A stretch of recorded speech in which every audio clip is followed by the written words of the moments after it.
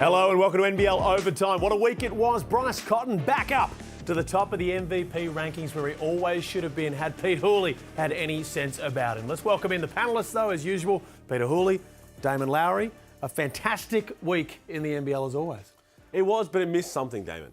With everything that was going, there was something I couldn't quite put my finger on it, and it was this man right here. He was struggling, but he's still struggling. We're going to figure out how he goes in the show, but it's good to have you back, mate. There is about 7 litres of chamomile tea in my system right now to be able to get us through the show. But I'll tell you who else needs some tea?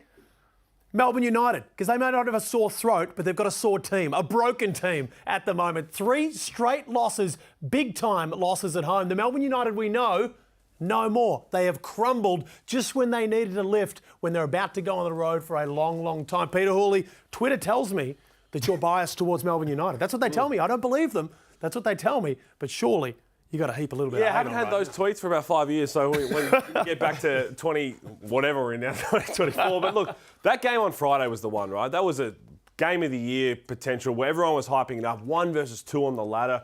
Everything that Melbourne had done to Illawarra previously, both this season and last season, hyped up. And we'll talk about the Hawks because they were unbelievable. But Melbourne, that was, I can't recall a lack of effort and a lack of, I guess, connection from a Dean Vickerman coach team like that in a very, very long time. And losing Marcus Lee for the last few games, that definitely plays a factor. It's not the major factor, but it is a factor. They have enough talent there and enough experience that they should be ashamed of themselves for what they put out there. Now, I'm looking at some of the leaders, and Dean Vickerman called them out. Shea Illy, Matthew Dellavedova, Jack White. These are the guys that Dean leans on for leadership, for all the experience, everything they have going for them, but they just did not have anything in the tank for that game. You know, I've said this before, and it often surprises people that the one year that I played at Melbourne, the one thing that really jumped out at me was Chris Goulding's leadership. Now, you might think he's just an offensive guy, he's not a primetime defender, but he is the heart and soul of this team. He is a leader on the floor and he is a leader off the floor, and we are seeing it right now, the difference in this Melbourne team in effort-based stats when Chris Goulding is not on that team. And have a look at the stats, and the main one was the rebounding count, and in the end, it actually looked a lot more flattering to Melbourne. You said that they still lose by 23 on the rebounding battle. At one point, it was 30 plus. And again, if it wasn't for the young guys coming in when the game was over, that would have blown out to probably a 40-minute era record. And that's a credit to the Hawks because they were just hungrier. They wanted it more. And you mentioned what Chris Goulding brings his team in terms of leadership. He's not going to get the rebounds, but him being out there definitely lifts the intensity. But Delly in the press conference said he was pissed off and it's inexcusable the way they went about it. And as I said, I'm not sure I can recall a game like that from a Dean Vickerman coach team where they would have been very happy that they played 2 days later, albeit they lost that as well. But normally, Dean Vickerman would get after it. And from all reports, that film session, I think it was Saturday morning, was less than ideal, as you'd expect. So it should have been. And shout out to Tom Coppins, the youngster, the development player who got 9 rebounds in 12 minutes on sheer heart and effort. Now, here's the thing when Chris Goulding's not playing. Who can score? Now, they have a collection of scores, and they can get the scoreboard ticking over as we saw. But when things are really grindy, Chris opens the floor up because he can just pull stuff out of his backside and makes everything easy for everybody. But when that's not there, Jack White scoring, I would like to say Jack White, and this is with respect, is a complimentary scorer. Can hit the occasional 3-ball, can get on the rim and finish some plays, but if you need a bucket, where are you going to go to?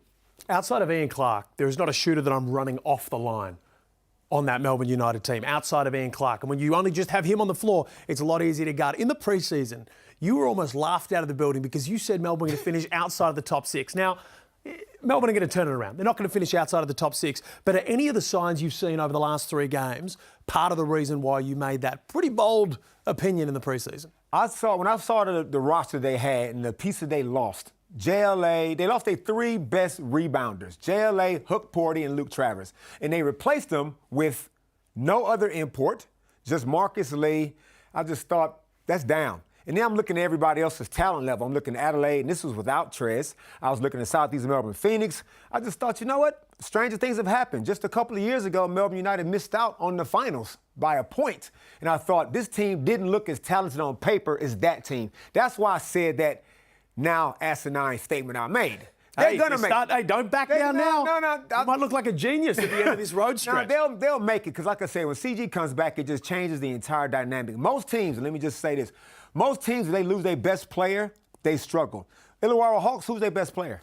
Like, any one of them guys sit out, they're fine. But Chris Golden is so dynamic to that team, they don't have another one of them. The closest thing is Ian Clark. That's the closest. And he's been playing pretty well himself. Let's have a look at what Melbourne have got coming up over their next away game streak. Only the one more home game to come on December 23rd, and then plenty of away action. You look at that, ouch. Now, usually teams sort of fall off around this period, especially Melbourne United with this long road stretch, but they're in an absolute funk right now.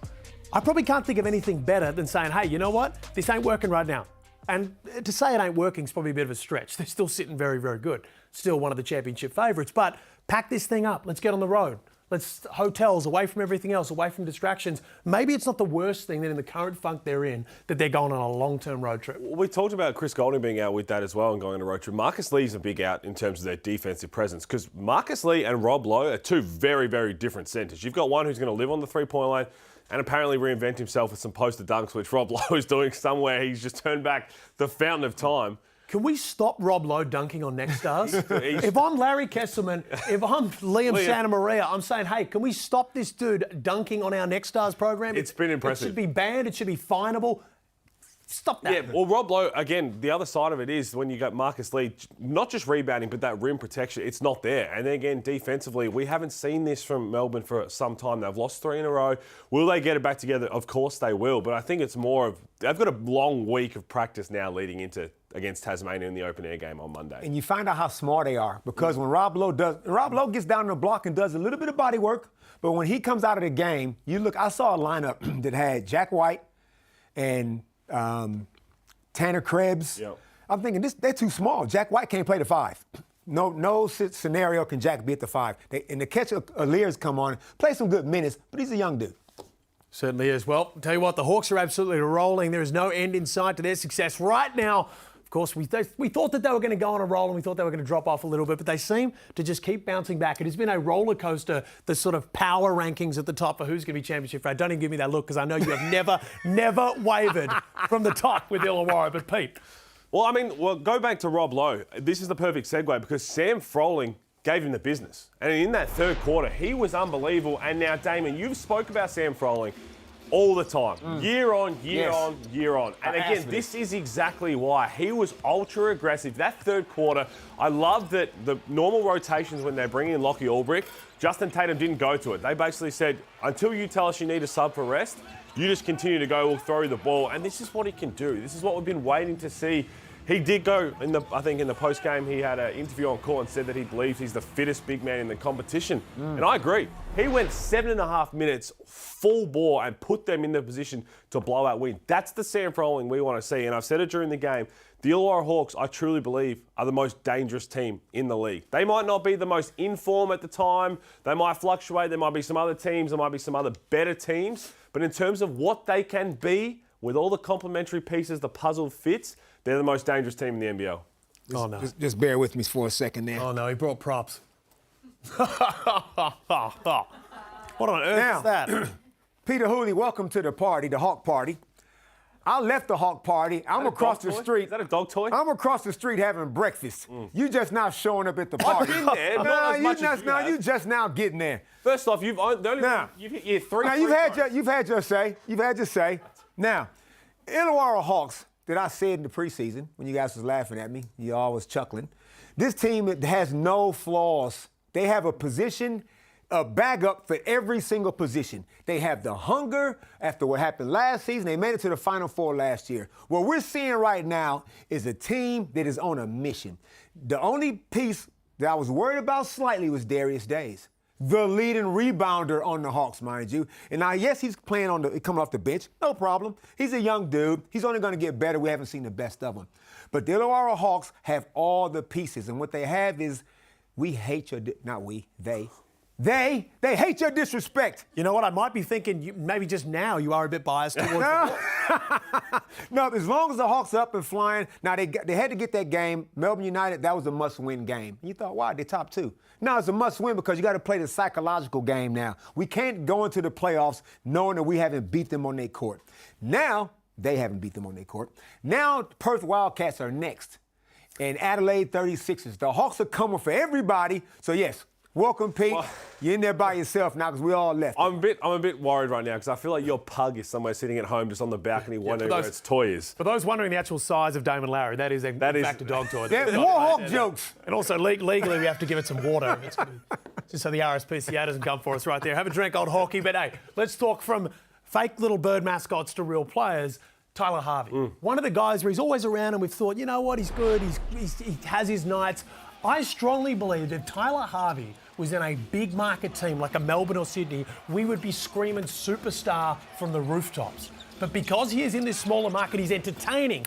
For the most part this year, he's been wildly consistent. I think he's a superstar regardless. I think we've seen that, right? The peaks and troughs of his NBL career has come with the talent around him and the struggles that the Illawarra Hawks have had. The reason probably why his season this year isn't getting as highlighted as much as you have a look at the numbers, but it's the bottom for me. It's the 48%. That's 26 in the NBA. And where he's shooting, and the 3-ball, how efficiently he's shooting that as well. The season he's putting together, it's because, as you said, Damon, they've got superstars everywhere. Trey Kell's been unbelievable. He's putting in big numbers. Tyler Harvey, Sam Froling, Days, we're seeing Olbrich, Hickey. So it's hard to kind of give him all his flowers because everyone deserves their flowers. And what you talked about going on the road for Melbourne, what impressed me most about that win, I was talking to some Hawks people before, they'd lost 8 of their last 9 at John Cain Arena against the Phoenix. They beat the Phoenix earlier this year, lost 8 of their last 9, and they changed things up on the road. Everything was different about the road trip. Where they ate, where they did stuff in the hotel, all of that was different because those little psychological changes, that's a team that wants to get an edge. They want to get an edge over their opponents, and they found it, and they're going to continue to try and do that, and that's why they're the most dangerous team. Tyler Harvey's been playing lights-out basketball all season. Trey Kell, we had him as an MVP candidate, top 3 guy probably early in the season, then he got hurt. Tyler Harvey's game has never dipped. 17 a game, like, okay, everybody else is maybe 22, 23. Doesn't matter. The Hawks are just getting wins. And Sam Froling, back to your previous point, this is why I'm always saying this is the Sam Froling I know. He went 20 and 11. He missed 9 shots. He could have had a 30-piece, and he is strong. His best move was when he just hit low in the chest, and then gave him the J. Now, if he develops that, it's over for everybody in the league. But they got so much balance. On any given day, any of those guys in the top 5 and even off the bench can lead them in scoring. Tyler Harvey's an all-NBL contention this year. Oh, for sure. 100%. Sure. Does he get into a first team? How many guards can we have in there? Well, you're going to have Kendrick, Bryce, and Trez. I think they're the 3 locks that everybody would agree with. After that, you've got Matt Hurt, you've got Tyler Harvey, you've got Trey Kell, Chris PJC. Golding when he comes back, PJC. It's going to be tough, but he should find himself in one of those teams. 2 things from me. 1, Tyler Harvey's going to be a victim of the team being so even and stacked and unselfish around. 2, is the bird staying for the rest of the program? Yeah. Only if we're talking Hawks. Bird stay. Hawks, and it's not a bird, it's a vicious hawk. Someone tell the child that's banging on the door that they will get their toy back eventually. But look, they've taken some big scalps as well that Illawarra have taken. They haven't been beaten down on the lowly teams throughout the NBL like someone, Tasmania has been throughout this season. But the Hawks' last 5 games, you see there's some good teams on that list. You also don't need a fake cough. If you need to let one out, feel free to get it out. But you're exactly right. I mean, the way they're doing it on the road, right? And Damon, you spoke about this. We all sat there and looked at the schedule and said, okay, the Hawks are a top 2 team right now, but they've got to go to Melbourne and beat Melbourne. They've got to go to Perth and do that, and they've done it convincingly. They do it on both ends. They're fun to watch. They're hungrier than I think any other team in the league. And the way they play, they've got a chip on their shoulder, and that's what's going to make them really tough. That only loss they had to the Phoenix, and that was a loss that was a terrible loss in the Hawk community. Great job by the Phoenix coming back and winning, but that was a game that was there to be taken. So, yep, they've beaten everybody with the exception of Perth and Adelaide. I mean, I need them to get Perth and Adelaide, and then that you can legitimately say they are the number 1 team in the league. Well, you know what? Take all these people we've been talking about, all these teams we've been talking about, crush them up into a little ball, and you get the talent of one man, and that is Bryce Cotton, who is playing himself into $1 billion. His 4th consecutive 40-point game, and they told me at quarter time that the luck was over. He was done. He had 4 points at the end of the first quarter, and bang, he explodes for yet again 44. This guy is playing unconscious right now. It is the most impressive stretch I've ever seen. personally. And again, I think the fact that you mentioned it, Felix, he had 4 points and played the entire first quarter. And his 4 points were at the arse end of that quarter. They double teamed him. They said, you know what, anyone else can get it out there. We have a look at the most games straight. By the way, Drewy. Wilt numbers. No one's touching it. Unbelievable. Show me footage. Show me footage. And again, the way that he's going about it, though, Bryce Cotton, is a big matchup coming up, but it's just so impressive. And when you break down the efficiency numbers of it, 65% from the floor, 58% from three, and he's missed 3 free throws from 46 attempts. And with 5 assists. We will never see a stretch like this in a very long time. They said that after Gazy did it. And it was a very long time. Years. True, 33 years ago. Jumped the gun there. I thought you said never. In my best Joel Peterson voice, that's outrageous. Bryce was the most impressive thing. Yes, we all know he can shoot. Yes, we know he's going to stay on the floor for 38 minutes. But his fitness level, we got to talk about how fit this man is. He gets chased around all day, every day for the whole game by multiple different bodies. And at the end of a game, he's still faster than you. He still elevates on his jump shots. He still can get to the hole. I just can't believe how fit this man is. He's only slight, but he's wiry, kind of strong. Is Bryce's productivity right now over these last 4 games and since the fever break, is that a product of the way that Perth are approaching their offense, or are the offensive numbers we're seeing from Perth a product of Bryce just exploding? Because they are through the roof, their offensive efficiency. Defense, we don't care. We're done with it. Forget about it. It's boring. It doesn't fill seats. We're all about offense. And right now, Perth, ridiculous compared to their 1-9 pre-fever break right here. It's the whole league, right? The whole league's just decided to put defense on the back burner. Thank God, about time. And again, so this was before the fever break, and you have a look at that, the Hawks 95.6, and this is afterwards, 118 per game from Perth. Yes. And I don't think it was, we spoke about this a couple of times, I don't think it was a conscious sit down of like, hey, let's just put defense at the back. I think they realise right now, every team especially, if we just push the pace and try and get as many shots up and kind of make this into a pickup game, we've got a guy named Bryce Cotton who can fill it up and fill it up very quickly. So I think that they're realising what works for them. What does worry me with this is if you get to a semi-final series and you're playing that way, and say Tasmania continue their little climb up, and you play Tasmania in a best of 3, do you trust that their It's going to slow down. It's going to slow down. You're saying that Bryce isn't good enough to carry them to a No, I'm saying championship. offense, by not worrying about defense, is going to, when you get to the business end of the season, I still think that's going to weigh in on who wins a championship. The way the NBL is, the pace, this is the NBL. This is how it's played just about every team in the league, with maybe the exception of Tasmania. Everybody wants to get up and run. Now, defense, teams going to have to play defense in patches. Nobody at this pace, and nobody's going to be that kind of defensive orientated that they can play like that old school Melbourne, Victoria Titans, Illawarra Hawk defense from back at Wollongong Hawks.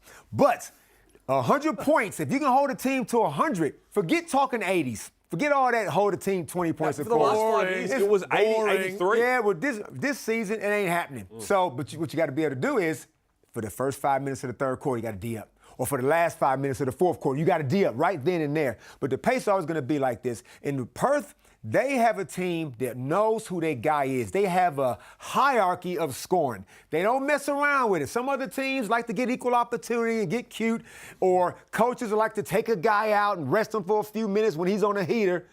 Perth do everything for Bryce. That's why if I'm him, I ain't leaving. I'm staying right where. There comes the big issue, and we don't have a huge amount of time to touch on it, but the luxury tax. How far is Mark Arena and the Perth Wildcats willing to go? Because right now, you're going to have to pay a mint to Bryce Cotton. Now, you're going to have to still find players to fit around him and win. If you're paying that much money, you've also got to find players around him to win. How far into the luxury tax are you willing to go at season's end to keep him into the NBL? It's going to be a very, very interesting thing to watch. It's funny because at the time when we heard it was that would have been the biggest contract in NBL history, and people were sitting there thinking, well, if it's that big, why didn't he sign it? And he just bet on himself. He said, you know what, let me just go and have the best stretch of anyone's seen in the last 33 years and continue to push that number up. Yeah, it's going to be a very big conversation to have. I do know for a fact there are other teams who are continuing to monitor and want to have a crack at it, however much that is. Because you know that, imagine if another NBL team did pick it up.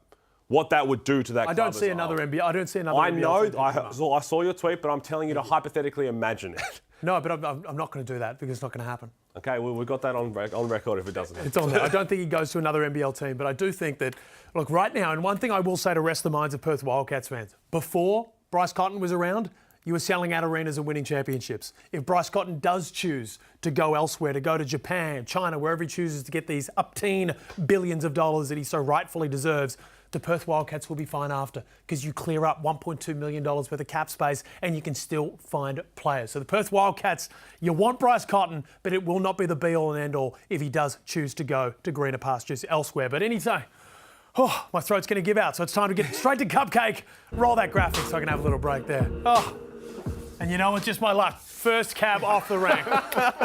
Oh, cameramen have one of the toughest jobs in this game, and to be sitting courtside right there, you can have a look at this. Montrez, bang! A set of peanuts right to your jaw. Just prop those ones either side of the nostril there, mate. Not where you want to be. Now, that's tough to get it once in Adelaide. But yeah, he you know, our mate thinks, I'm leaving in the state of Adelaide. I'm getting out. I'm going to be safe in Melbourne. And look what happens. He gets steamrolled again. Same camo.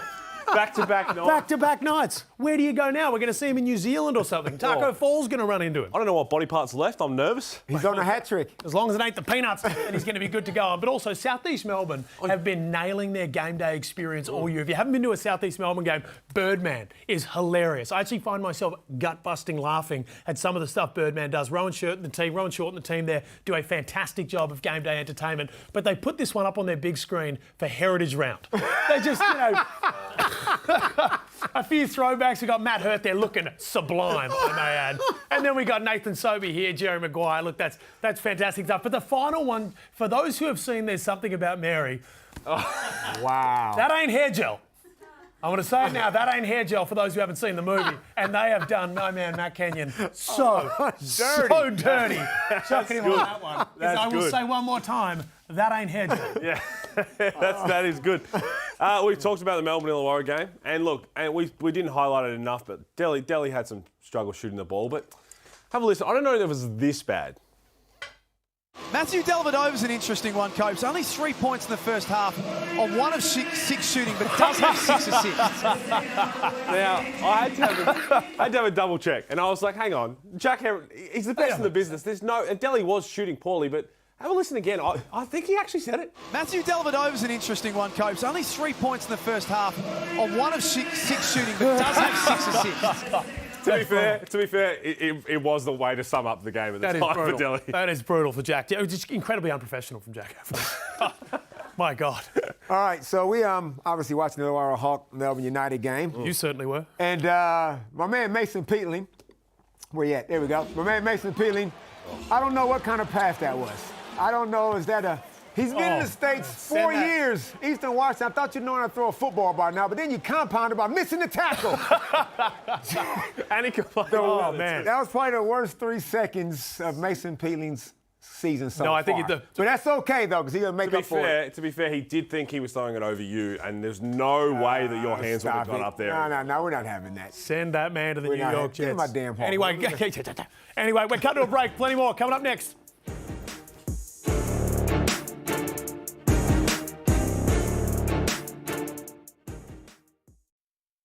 Travel! To the 4 now. Come on, next play. That can't happen, though. Come on. Go! What's your call? What's the call? What's the call? Move the ball! Move it! Roll, Jordy!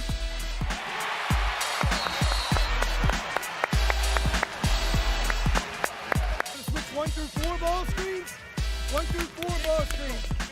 Yeah, guys, hey, the handoff, man.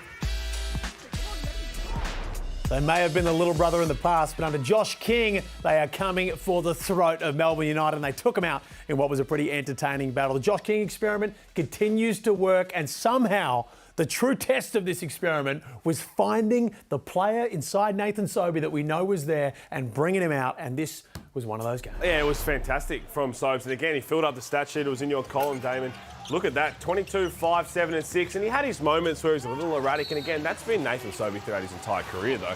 If he's helping you get wins like this and doing all those little things, well, besides just scoring the ball, then absolutely you're taking the good with the bad. I thought he was excellent in this game. I thought the Phoenix as a whole, the way that they could come back, in a throwdown. I know it was their home game as well. The fans are incredible. Derek Walton Jr., who we'll talk about, was exceptional in the fourth. And Josh King, credit whoever wanted to mic up Josh King, great job. Because friend of the show, mind you, friend of the show, Josh King of Overtime, he is a phenomenal coach. And being able to get those insights of the way he goes about his business, he's more unique than everyone else on the sideline. If he had a heart rate monitor, if he wore a catapult, I think it'd be a lot different to everybody in terms of miles gained running up and down. I love what he's brought to the league. I think he's going to have a lot of success. And to be honest, you think about the new head coaches. We've got established head coaches who have been there, done that. Dean Vickerman, Scott Roth, we've seen that. And now we've got guys like Petteri Koponen and Josh King. I think the league's in a very good place, but Josh King, awesome job. I was worried about the throwdown. I used to be worried about it because it was looking like a beatdown on a regular basis until Sam McKinnon took over, got the dub, and now Josh King comes in and gets that dub. And talking about Nathan Sobey, like brilliant. We didn't even mention his 2 blocks. And I'm talking about key blocks. I saw him do it last week against Rob Edwards, just took one away. And in that game, he got another couple big blocks. He's playing both ends of the floor. Now, the narrative on Sobey is obviously he could be erratic and can take bad shots from time to time. Who haven't we seen take bad shots? Especially if you're one of those kind of scoring guys that can somehow make a bad shot. What I don't like is when a bad player takes a bad shot. So, Sobey, you got a bit of a green light if you can throw one up every now and then because I know what you can do to produce as long as you're playing both ends of the floor. And that's what's so good about the Phoenix right now. But the biggest key, though, and we haven't spoken about him, is Jordy Hunter. You ain't winning without Jordy Hunter because sometimes they'll give Jordy Hunter a game where he might get 3 shots. And you go, what's going on? And then when you give him the ball, he'll go 9 for 11, 8 for 12, block some shots, all these dunks rolling down, pick and rolls. They got it. When they incorporate everybody, including Jordy, they are much tougher to beat. Well, the hard part is they're scoring big in the eyes of the guards as Matt Hurt. So if they're giving it to a big to score, it's Matt Hurt. You've got Walton Jr., you've got Sobey. These are the guys, Foxwell, Glover, everyone on the outside is looking to score. So unfortunately, he's the victim of having a scoring 4-man on his team. But Matt Hurt has been Mr. Consistency when they were losing, when they were winning. Damon, is he in your All-NBL first team? Man, it's gonna be tough to keep him out of it, especially if they make the playoffs. I'll tell you right now, if they somehow shoot themselves in the foot and don't make the top 6, he's not in my top. He's not in my first team. But Matt Hurt is one of those. It's only a handful of them. He's unguardable. He has a default shot that he can just spin on you. Back fade on the back foot, shot above his head. You're not blocking his shot. He's bigger than what you think he is. He posts up, mid-range, 3-ball. He's got the whole package. He's in my first team. Again, even if they don't make the playoffs. I think all NBL teams doesn't weight as much on, because then PJC, is he going to be in your first team? Because they're not going to make the playoffs. Exactly. I don't think that matters as much as MVP. I don't think MVP team performance matters. I don't think all NBL, it should matter as much, if at all, because it's an individual type award when you're looking at what they can achieve. But he's been exceptional. My biggest question now with the Phoenix, and I think they're going to be a top 6 team, I really do, is what happens with Derek Walton Jr. when he continues, because he was phenomenal in that fourth quarter. The composure, the willingness to get to his spot. He's got that mid-range, which he wasn't knocking down at the start of the season, but that mid-range is money. We saw that at Sydney. We saw that in the championship series. He knocks that down, but his decision-making, he had 7 assists. He found Sobey for a backdoor. If they can get this from him on a more consistent basis throughout the game, does that change from everybody else? Because in the fourth quarter, you kind of look to your veterans and your guys who have been there, done that to step up, and that looks like what the team did. Angus Glover's been exceptional as well, where they kind of understood, okay, well, Derek Walton Jr. is still our guy, so lead us home here, and he did. There's a bit of a question to see how it goes going forward, but from those signs, it's going to be positive. Derek Walton Jr. is a championship grand final MVP. That's who that dude is. He's a point guard's point guard. Pick and roll maestro. Okay, he had some injury stuff and a little bit of stuff happened, and Owen Foxwell came in and he got benched.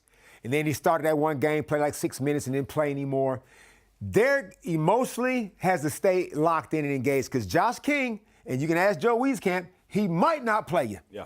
You do the wrong thing, and you might sit for a quarter and a half. That's just who Josh King is. And Derek Walton, as long as you're doing the right things, play both ends of the floor, you are definitely a closer. He's got to go back into the starting lineup, man. The guy's too good to point. And he knows how to distribute it.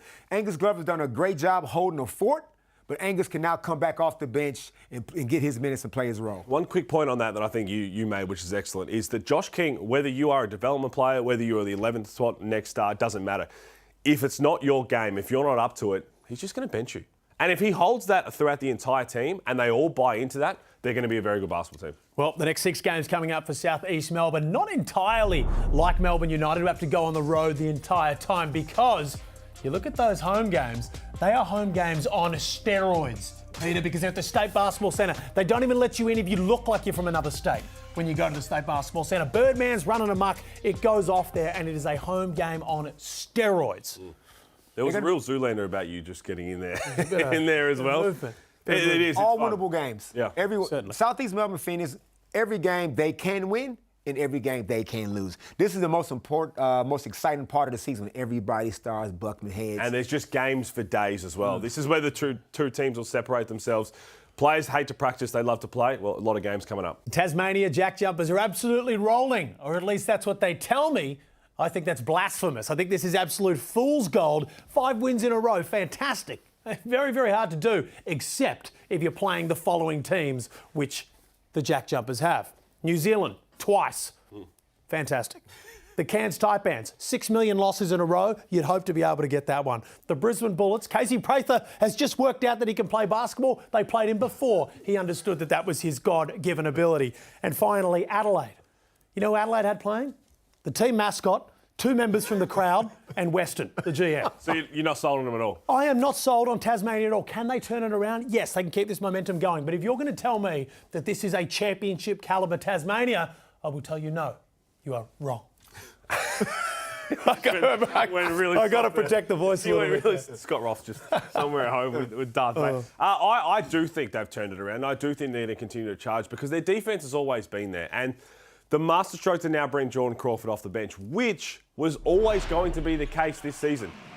At the start of the year before Sean McDonald got hurt, this was going to be the green light Jordan Crawford. When he talk about it, yes, he's a point guard, but he's a scorer. He is a scorer. That's what he does. That's what he's done his entire career. Now, all he has to do when he comes in the ball game is just let that thing fly and try and run up the score. I think they're so well balanced now in that area. I think Will Magnay's had a fantastic season as well on both ends. So I think the pieces are there. And in the end, once they get to, they'll be a top 6 team. And once they get to a play-in tournament, you don't want to go down to Tassie and play because they're going to beat you. They're going to beat you on their home floor. They're going to lock up defensively. You might be able to put up 110 points in the regular season. It's not going to happen in the postseason with Tassie. They're the number 1 team in the league, right? Defensively. How do you not trust them? I trust the team to play. We're talking about all these other high-octane teams that we don't trust scoring 110, 20 points. I trust the Tasmania JackJumpers because they're going to hold you down to a winnable score. Now, what they've done on the offensive end by bringing Shawnee Mack starting and Jordan Crawford off the bench, no problem. Jordan Crawford gets his minutes, and we saw what he did, electrifying. 22 points in the first half, set the whole tempo for the whole team. Guys like Majuk Deng, Anthony Drimmick, and now they got the new import coming in, Ian Hummer. We'll see what he can do. But right now, it's going to be tough to beat them, especially in my State Bank Arena. But they can come into your house, and they might be able to go into your fridge and get some food without you asking, without you giving them permission. They dangerous. They've got a mental edge when they need to check into a mental edge in one of those matchups. They can. I understand what you're saying with those 5 teams, the way they've been performing, how you can have. No, maybe I was being a little bit harsh. Look, if the Tasmania JackJumpers play Cairns every game for the rest of the season, I definitely see them being a chance. I think they can sneak into the top 6 if they play New Zealand. You don't think they make the top 6? I think they'll drop back. I've just not seen it. I am not seeing it at all. I think they've had the easiest run throughout the NBL. Well, that's fair. You did say in pre-season that New Zealand would start second and then sign Taco and then miss. So that's on. You did say that. Some people just think a couple of steps ahead. They've got 10 wins already. Jackie's already got 10 wins. And they've got home games coming up. They got home games coming up. So, yes, they have beaten teams probably that you don't rate, Felix. But you got to beat who's in front of you. That's all. Hey. But if you get to how many wins? 14 wins? You in? It's going to be 15 this year. 15. Okay, so you're saying they can't win 5 more games? You know what, though? I've got an out. Because if Ian Hummer's really good, I can say, well, I was judging the team on without him. I was judging this as a Craig Sword JackJumpers, but I'm just getting told in the ear now they got a new player running around in Ian Hummer, who they announced at midnight, which I thought was just one of the most obscure things of all time. Maybe that was just to make it easier for Ian's family back home. Probably should have put that in the cupcake as well. That was an accidental. That was an accidental. It was supposed to be waiting a couple of days. I'm interested. This is a very Scott Roth-esque type player. You look at the numbers, you look at what he's done. He's a veteran. Scott Roth wanted to replace and get some big insurance, but also someone who's going to be first on the ground, someone who's going to bang bodies, going to set big screens. So then you've got Will Magnay, you've also got Hummer, and you can play them together. You can play them as a backup 5. You can do all of that because there's been games where you look at their backup big men, and it's Gak, Krislovic, Majuk Deng, where if they're all not scoring the ball, where's all their production coming from? If Majuk Deng is on the floor and not scoring the ball, what are you going to get from him on the floor? You probably get more from Hummer from what we've seen and what they want to do if there's no scoring involved because of all the other intangibles he brings. I trust Majuk Deng scoring. He's another one of the handful of guys that's unguardable. Yeah. But Majuk Deng is unguardable. Majuk Deng is unguardable? Yes. What? He has every shot in the shot tree. He's What's the average? What's Majuk Deng averaging? He's got to be averaging the lowest of all time for an unguardable player. Listen, it's the system. It's the Jackie way. Someone in this drink, please? No. It's the Jackie way keeps the scores down. It's keeping them down. When Majuk Deng is playing, you can't guard it. We've seen his package. We saw him last year. Whatever, man. So anyway, as I was saying, they don't need a whole lot of points out of Ian Hummer. You clowns. Okay, two things on that. One, I don't think he's nothing else out of you, I don't think he's unguardable, and we've never seen it. Go suck on a lemon and get some eucalyptus or something. Now, as I was saying, Tasmania JackJumpers scoring ain't going. They don't need a whole lot out of Ian Hummer. They need him to be that extra body, like you say, Pete, that extra defender. Scoring is not the issue. We don't know what he's going to do. He just got to score more than what Craig Soar did. He's just got to play that position to power forward because you don't want to have to play Ruben Tarangi, respectfully, a whole bunch of minutes. That's all I'm saying. I'm with you, Damon. I agree with what you're saying. Majuk Deng, it's unguardable. Just hate on everybody today. Majuk Deng would beat you 11-0. 100%, but there's a reason I'm not in the NBL. Let's have a look at their upcoming schedule for the JackJumpers. I can tell you what, we got 5 games, we got 5 chances for strong wins for the opposition. Oh, jeez. You're just setting it all up. I mean, that open air game on Monday is going to be interesting against Melbourne. New Zealand at home, you'd expect them to win that. Brisbane at home, they'll be the favourites there. And then it gets pretty tough. Phoenix, again, at my State Bank Arena, probably give Tassie the nod. So there's 3, Damon. Already. So there's 3 already. They're going to finish top 6. And again, when they get there, that mental edge, you can't write that. You know what I'm going to say? I'm going to say, wow, Ian Hummer really was the difference, and they managed to turn it around. We're cutting to a break. Plenty more love for Tassie coming up next.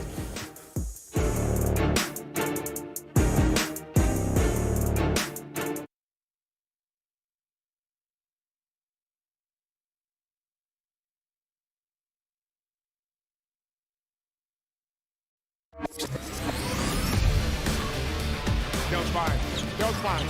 Oh, boy. Harvey for 3. Big time from Tyler Harvey. The Sydney Kings are going to come from behind with a big fourth quarter on the back of more brilliance from Jalen Adams. 44. Why not? Why not? That is ridiculous. What can't he do? Dare I say it? I didn't think I would. Chris Goulding, you better get back soon because you're in trouble. Tyler Harvey, Bryce Cotton, Bateman. Not sure whether he's going to be able to catch, but Tyler Harvey and Bryce Cotton, to me, are legitimate threats at the top of the Mitsubishi Motors leading threes. Peter Hooley, would you agree with me in that? Very bold. They're 2 of the best shooters in the league, are a legitimate threat to get there with the way they're playing. So well done for taking risks. That is true. Bold prediction, almost as good as Leonard Copeland's on game day. But Adelaide, they bounced back and their stars were in action, none more so than the most entertaining player in the league. And I'm saying this over Montrez at the moment, Kendrick Davis, because I love his interviews. I love everything about this kid. I love the fact that he pays respect to the other players within the league. I love everything about Kendrick Davis, and he continues to show it on the floor. 36 and 9 assists. I think he's averaging 33 and 10 over his last 3 games. Illegal. He has been unbelievable this year. This is his 2nd professional season. He played in the G League last year. He was in college before that. The way that he has gone about it, how efficiently, his composure, picking his moments, getting Trez involved when he has to, Isaac when DJ was there. He has been unbelievable. And you talk about guys who are unguardable. I mean, Kendrick Davis, look at the numbers. He's no Majuk Deng, but he can hoop. Look at the assist numbers, assists especially in the NBL. And this is what, if it wasn't for Bryce Cotton going otherworldly, God status right now, Kendrick Davis would be running away with an MVP. Yep. He would be running away with the MVP if it wasn't for Bryce Cotton being Bryce Cotton and doing what he is. Because this is the kind of season, I went back, so this is his first year in the NBL, some key import guards that we all know and we've all loved over the time. So right now, Kendrick Davis is averaging nearly 24 points per game and leading the league in assists. Jerome Randall had 23 and 5 in his first season. Casper Ware 22 and 4 his first season. Jalen Adams MVP season. 20.8 and 5 assists. And Rodney Clark, you love Rodney Clark, 21 and 3. So this is just an unbelievable first NBL season for Kendrick Davis, and he deserves his flowers a lot more than I think we need to start hyping him up. No arguments from me. He was this close to making the Golden State Warriors. That close. Send him to the G League. Okay, now he's got to go overseas and learn, I guess, how to be a pro. He's got the handles. He's got the three ball. He's got the pick and roll game. He plays defense. In that particular game, he had 0 turnovers and played 36 minutes. He's got the ball. This dude is electrifying. Box office. Adelaide goes as far as he takes them.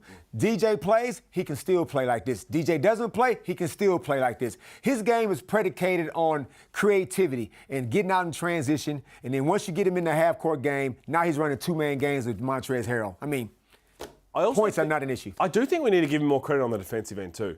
I've been watching these games closely. When he gets matched onto whoever it is, the best guard on the other team, one-on-one on-ball defense, he's phenomenal. The way that he crawls in, he moves his feet. To be doing that whilst you're playing at a high level like this on the other end deserves even more credit. He wants it as well. Yeah. He's made note in press conferences. He wants to be coming up against the PJCs, the Bryce Cottons, these guys that have major respect within the league. So you know he's fired up for those sort of matchups. And that NBA window is certainly not closed for Kendrick Davis. It would not shock me at all. 24 years old. If we saw him sign a big deal and, you know, one of those sort of $7 million for 2 years sort of operations. I do think he's that caliber of player. But a known commodity, Montrezl Harrell, the highlights, the energy, it's back. The straddling cameraman courtside, it's all back. We missed this, didn't we? Oh. Not just Adelaide fans, but everybody in the league. Just the way he goes about it. Walks straight back into a double-double, mind you, but just big plays. The crowd loves him. He clearly loves being in Adelaide. I think, again, you talk about what Adelaide need to do. They need to win a lot of games, and they also need to do whatever they can to help their percentage when you think about trying to get into that top 6. They're a team that, when they start to put it all together, DJ comes back in the new year, they've got the pieces.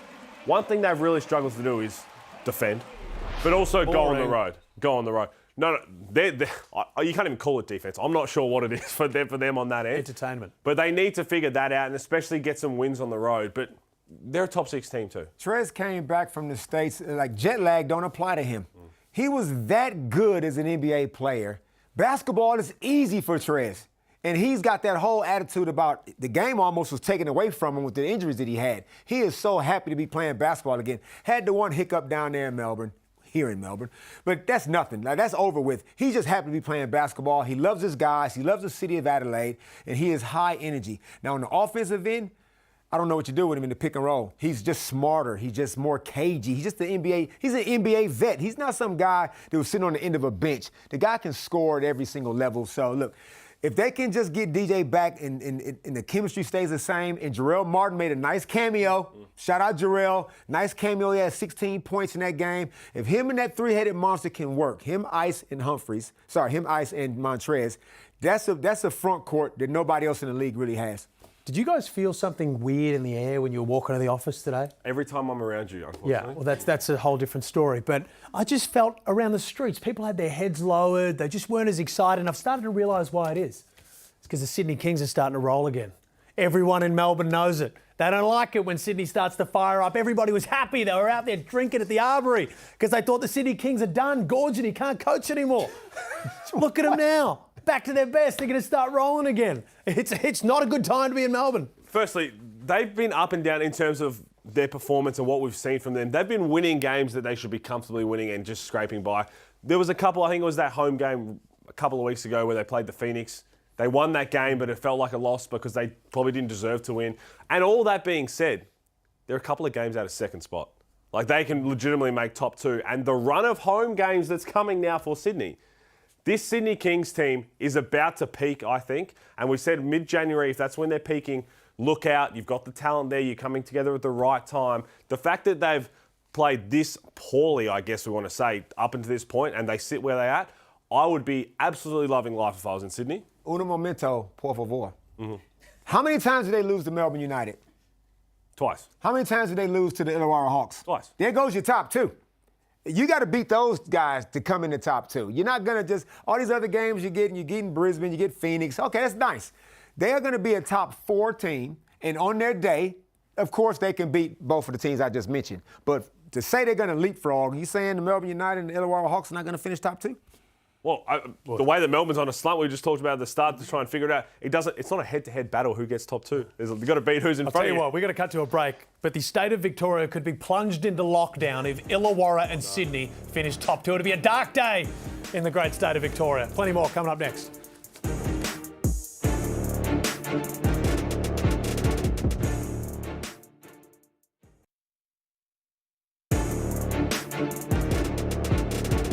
Look away now, my New Zealand friends, because the fixture has not been too friendly for New Zealand over the last 6 games. They are on an absolute nosedive right now. What are those movies, Pete? You got White House Down, London Has Fallen. They need to make one about New Zealand right now because what is happening to them is nothing short of catastrophic. Yeah, it's not just the losses, it's the way they're losing. And you look at the numbers there, it is very hard to watch, and you can see New Zealand fans there. They're frustrated. You can see the players are frustrated. Because again, what happens now is, and again, all the media that's been around, what happens when you're a top two team and you go on this kind of slide and the performance it's suffering, you see it when they get on the floor. They get tense now, and then it's the players like PJC, it becomes like quicksand. You're trying to fight. The harder you fight, the deeper you keep sinking. And again, where's their next win going to come from? This is a team that looks shot on confidence, and it's really tough to watch. Yeah, I've been real critical of the Breakers. Actually, I've been critical of Breakers management more so than the team itself. But in saying that, that's done now. Like, you can't keep talking about what happened pre-FIBA and now post-FIBA. These guys have now got to figure it out. And right now, they have just haven't. Matt Mooney's been up and down. PJC's been constant. PJC's fine. But you got to get guys like Jonah Bowden more involved now. He just come back from injury. They just got to find out a way. But one thing they cannot do, now that Taco Fall is here in the team, you cannot be playing out of bounds when teams are running pick and rolls at you every single time. This 2-3 zone, this ain't 1994, man. This is not Brett Brown coaching D-Mac and Paul Reeves. And this ain't the North Melbourne Giants. You ain't going to win playing a 2-3 zone. You can junk it up for maybe a couple of possessions. They've got to figure out a way to say, Taco, listen here, man. If you don't get your ass up here on these ball screens and play some D, instead of staying back there watching everybody just come off and shoot J's. Did you see when they play Adelaide, Kendrick Davis comes off and shoots the three, and PJC just looks around and goes, what are we doing? I agree. I know what you're saying, but no, they have to be a 2-3 zone team with Tarkon. They have to be. You mean to tell me he can't literally walk up there and then kind of bag back? You mean he can't walk? 7'6", you're 3'6". Walk. You telling me he can't walk? You're 3'6", you're quicker to get up there. I'm also a whole bunch more than that, but just stand there. Children, stop arguing about the 7'6" player. Stop it. Stop it. He has feelings. One thing I'm going to say is Petteri Koppinen, I think he's a great coach, but a great coach, they find a way, and you've got to find a way to work with Taco Fall. I don't think any of this, by any stretch, is Taco Fall's fault. He looked good. He looked good. He started to play well, and that's why I think that we just need to lay off a little bit on the Taco Fall. Oh, this has all happened. Yes, it's happened since Taco Fall left. One of the major incidents is Freddie Gillespie leaving this team on the defensive end, but I think that Taco's a good enough player, and he's played beyond my expectations. The Petteri Koppinen right now needs to find a way to make this work. But the one shining light for New Zealand has been PJC. Now, it's been dimmed a little bit by him falling out of the MVP race at no fault of his own.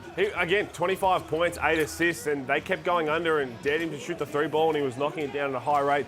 He's a stud. He's one of the best players in the competition, and he will continue to be as long as he stays in the NBL. I hope it's a whole lot longer.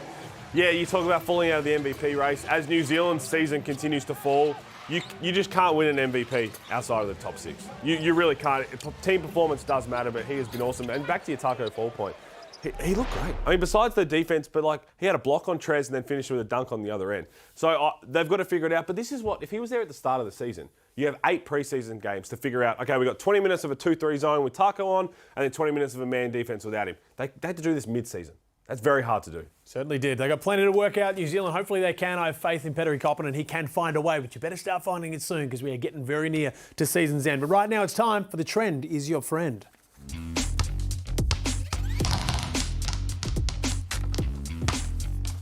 Now, Trend Is Your Friend has been on an absolute heater over the last few weeks. We've predicted Bryce Cotton's big games. We've predicted the back end of the big games. And now we're going to start to look a little bit macro.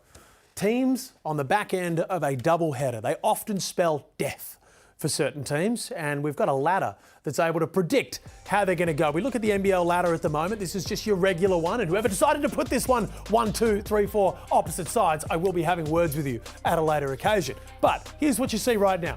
There's your best teams. We look at the bounce-back ladder. Okay, Who are the teams that are starting to get wins on bounce backs that you can start to just delve a little deeper in? Brisbane, surprisingly good. They wanted double headers and they've been winning on the back end of those double headers. The Adelaide 36 and the Breakers. So it actually appears that some of the teams that aren't doing too well, sometimes they just need to get 2 games in a weekend and they got a better chance. Again, a lot of that happens because you get the film review in between, you have no time to practice, and if you give a bad performance in the first half of the round, you got a game 2 days later, all you want to do is right that wrong. You want to get back out there. You don't want a week of practice to have to slog it out to all of that. You just want to get back on there and make your coach forget what happened 2 days ago so that when you do hit a week of training, everyone's happy because you just got to win. Brisbane, Adelaide, New Zealand, you might catch them at good odds on the second end of a back-to-back. Break time, plenty up next.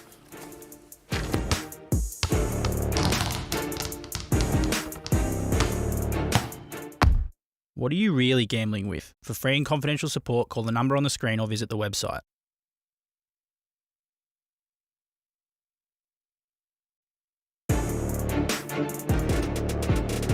Welcome back to NBL Overtime. The first half of the season means nothing. Does not have any correlation to who's going to win the championship, what's going to happen at all. This back end, that's where we start focusing in. Let's see, round 13, where are we going to be playing here? Fellas, what games have you got highlighted on your schedules? And don't just be biased to the ones you're working. No, South East Melbourne Phoenix, their first ever open air game. So I'm looking forward to that against the Adelaide 36. That is a double points game. And for the people telling me, oh, Melbourne United did it first. Perth have done it. Everyone's done it. It's fantastic. If you haven't got your tickets now, get them because that is going to be unbelievable with the roof open. I'm looking at the Illawarra Perth game because this is a get-back game for Illawarra because Perth beat them. And can Bryce get 5 games in a row over 40? Well, of course, it continues on. This is the 12 days of Christmas, I believe they call it, according to the graphic that the NBL pushed out on Instagram, not at midnight like the JackJumpers did, but Melbourne versus Tasmania. Open air. Right up the top there. Another open air one. Please, rain, stay away. Looking forward to that. And then Christmas Day, the double header on Christmas Day, Hoops. I'm looking forward to that. How good is Christmas Am I going to be let back into Tasmania for Christmas Day? Considering that I've just you're going down. Unlikely. assassinated their team. I'm going to be stuck. Unlikely for many reasons. That's just one of them. Okay, very many reasons I might be denied at border security. But let's jump into the pressure rankings right now. Who is under the most pressure heading into round 13? And we're going to start off with number 5. There's no guesses here. It is my very own throat. Because unfortunately, I was out last round and it really sounds like it's not going to be able to continue through into this round now. Number 4, the Tassie JackJumpers. Ooh. Little bunny schedule they've got going there at the moment. No, they'll be all right. Number 3? Who's 3? New Zealand. Ooh. They're under pressure. You're going to just keep losing? Yep. Are you just going to keep losing? Number 4, Wani Swakalo Bullock. Bryce Cotton. Ooh, he's coming in for his 5th 40-point game. He's only going to average 23 minutes a game. I'm going to be watching those 23 minutes. Bryce better not go off on you. Finally, Hickey's going to get a chance too. the most under pressure, Melbourne United. 3 straight home losses and they're about to go on a long, long road trip.